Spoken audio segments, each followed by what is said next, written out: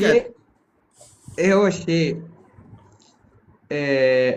استنى بس عشان ايه، ما هو الشيء الذي يراها الانسان ولا يراها الله؟ ايه ده؟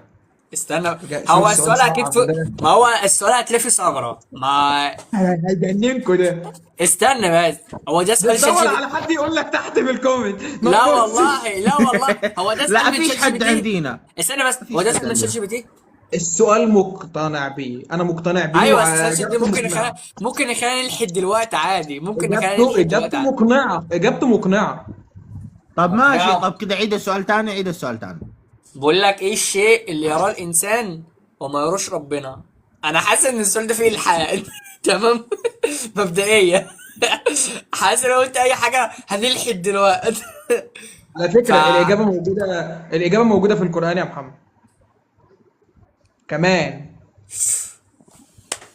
ايوه النوم. ايوه. اه صح صح. ايه اه. هتقول لي بقى الحاد وتدخلنا في سكه لا لا مش مين بقى لا صح. ما اللي هو ربك غشي، من عندك؟ غشنا عشان فليس ربنا منا. ربنا بينامش صح. من غشنا لا فليس منا تأخذه سنة الكومنتات. ولا نوم. ولا نوم صح. كمل كمل مين بقى اللي والله رد بقول عليك. لك عندك؟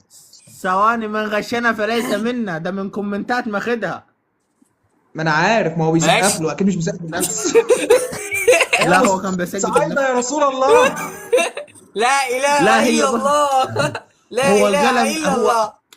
القلم ده ما عملش دماغ مني شويه، عشان كده استنى نغيره.